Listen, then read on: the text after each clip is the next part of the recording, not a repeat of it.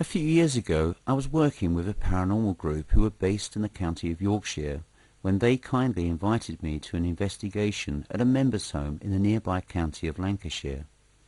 I arrived one late Saturday night to a very rural property which was located some miles from the town of Preston, and found it to be a large extended 5-bedroom U-shaped bungalow which had extensive grounds and car parking facilities nearby. When I arrived, I was invited by the owner and some of the group members to tour the building and grounds to report if I, as a medium, had detected any paranormal presences.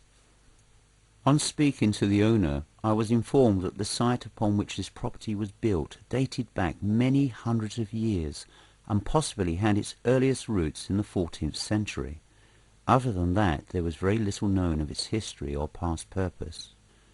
There was very little physical evidence to be seen of this, other than a few carved stone remnants incorporated into an ancient dry stone wall, and the slightly undulating impression of a former road that had indented into the shrubbed and grass grounds at the rear.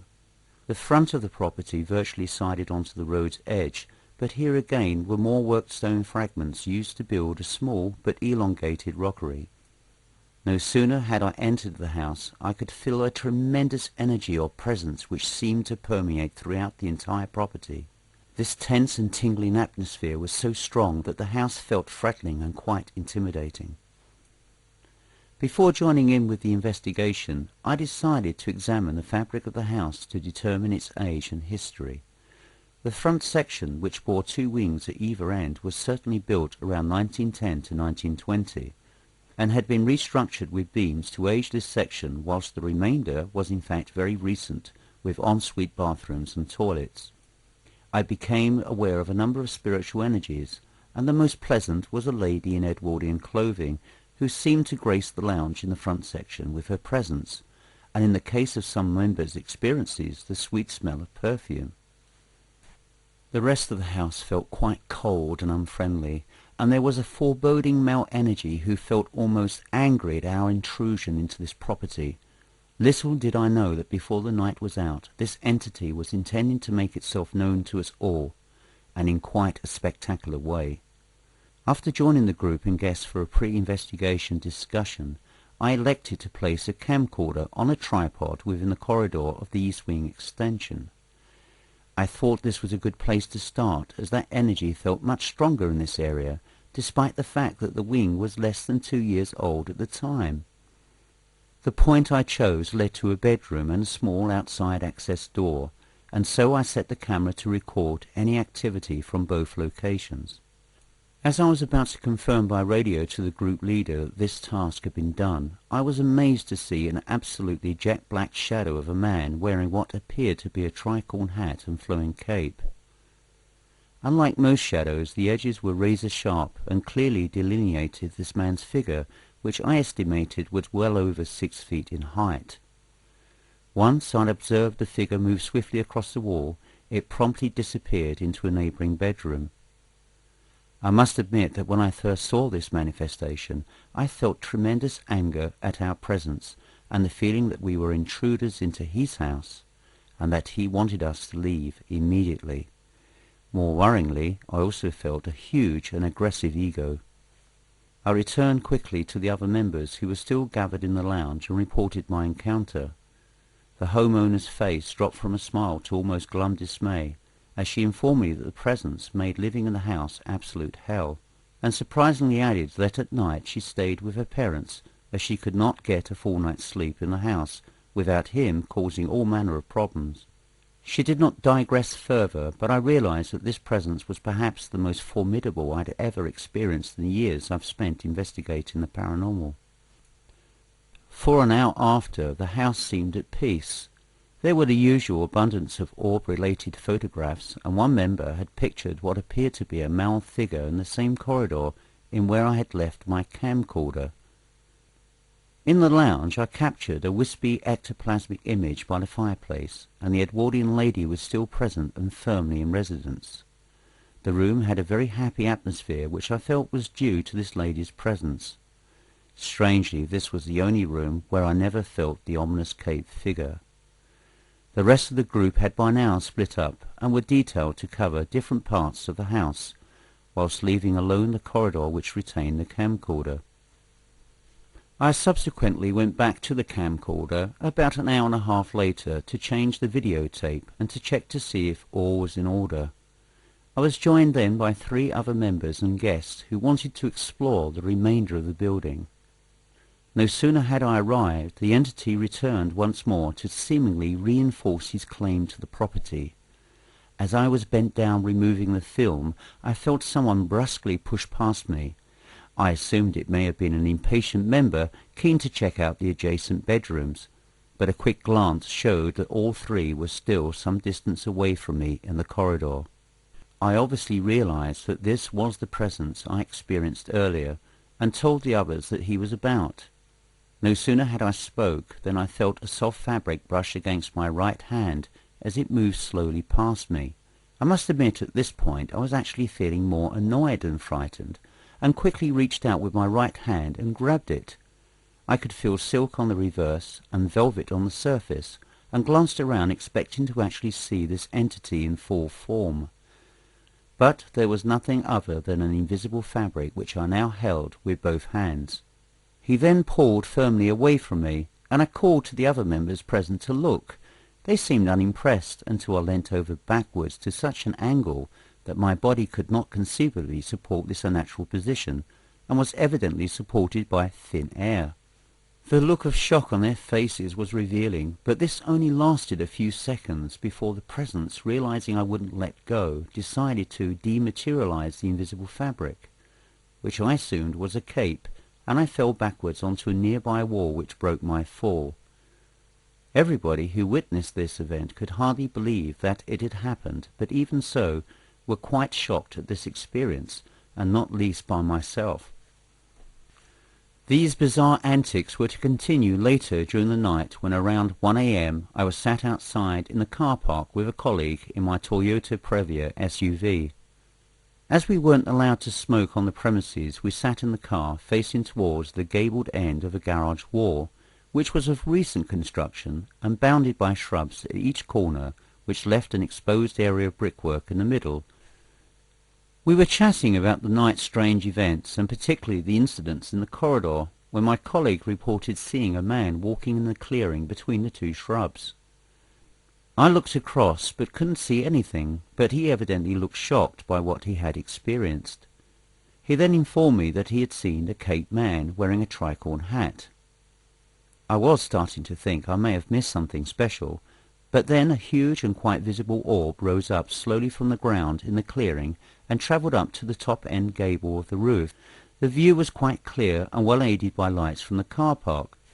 This visible orb, which I thought was at least 2 feet in diameter, disappeared over the roof and into the darkness. We both sat and looked at each other, and then looked back again towards the roof.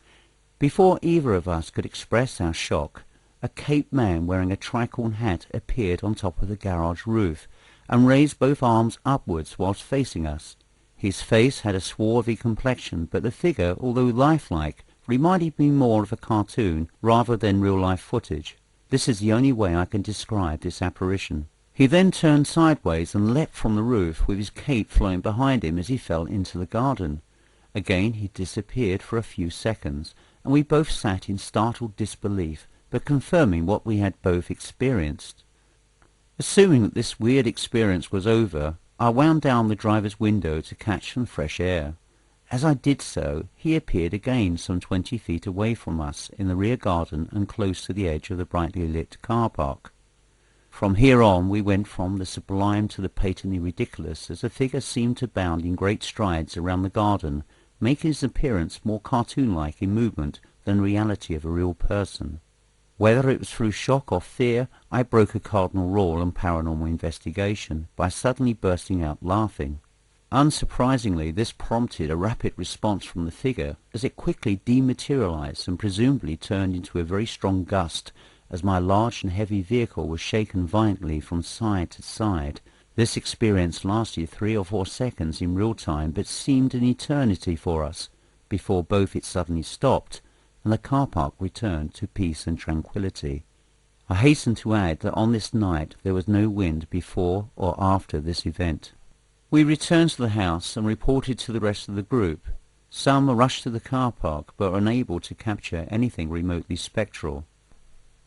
We were both still reeling in shock. For me at least, this was the third occasion I had experienced this entity's company, and I called for the rest of the group to join us in the lounge. After an impromptu meeting, the group leader decided to hold a séance to see whether or not we could make direct contact with this entity. It was agreed that we would use the bedroom close to the corridor camcorder, as this area seemed core to the problems that manifested that night. I decided to step out of this, as there were at least 3 other mediums present, and stood to the outside of the circle videoing the event. After a few minutes, the group investigator within the circle suddenly went into a trance. Without warning, he started to shout, get out of my house." He then told us who he was, details that are no longer in my memory, and it appeared that he owned a property which stood on the site in the latter part of the 18th century. I had no doubt that this was the entity speaking through this man's lips, as everything I had picked up on him earlier matched exactly. He was an aggressive, swaggering bully, and quite plainly had an obsessive desire to get us away from the house. Before we could continue to question him further, the possessed group member suddenly stood up, waving his fists in the air, and attempted to attack us. This normally mild-mannered man was so violent that he had to be firmly restrained, and was forcibly removed from the séance, where he fortunately returned to normal, with no memory of his actions in the séance. I must add that I have seen people overshadowed by spiritual presences, and mostly they were sick or passed out, but I have never seen anything like this in my life. We all decided to return back to the lounge for a hot drink, and to discuss this alarming experience. I remained in the corridor alone for a few minutes to see whether this entity would return, but by now it had become very quiet. I then rejoined the others and was informed the coffee was in the kitchen if I wanted a drink. I went to the kitchen, which from memory stood behind the lounge in the middle section of the house. At this point the kitchen sink faced a large bay window into the rear garden, and the kitchen door was immediately to the left of this window. As I was washing up a cup, I glanced casually towards the garden through the window, and instead saw in clear plain view a man wearing a dark heavy coat and a clerical collar. He also wore an old-fashioned hat on his head, which was similar to what some Catholic priests still wear today. He was aged around 50, and had powdery grey eyes and a pleasant disposition. He smiled gently at me and raised his right hand before dropping his head and walking towards the rear kitchen door. Searching for a logical explanation, I assumed he was a neighbour, possibly disturbed by the noise from the séance. I went to open the door, expecting an explanation for his appearance, but there was nobody to be seen. I even searched the car park and grounds to no avail. I called to the house owner and asked about this priest. She informed me that this was another spiritual presence that always appeared at the window in the early hours on a Sunday morning to call people to prayer. She had seen him herself once when she first moved in, and that my description matched him perfectly. Apparently there is a Catholic church in a nearby parish, and this priest was a well-documented phenomenon. So profound was this experience that I had difficulty accepting that this was a real apparition, but his quick disappearance washed away any doubts I may have harboured. For an investigator, I found the whole event the most profound paranormal experience of my entire life. If it were ever possible to return one more time, I would leave to go there immediately, but I can never understand to this day why the owner refuses to move on the darker entity that still lurks there. Perhaps she was intimidated by his bullish and aggressive manner, and perhaps fearful what may have happened if she removed him from his beloved property. Who knows?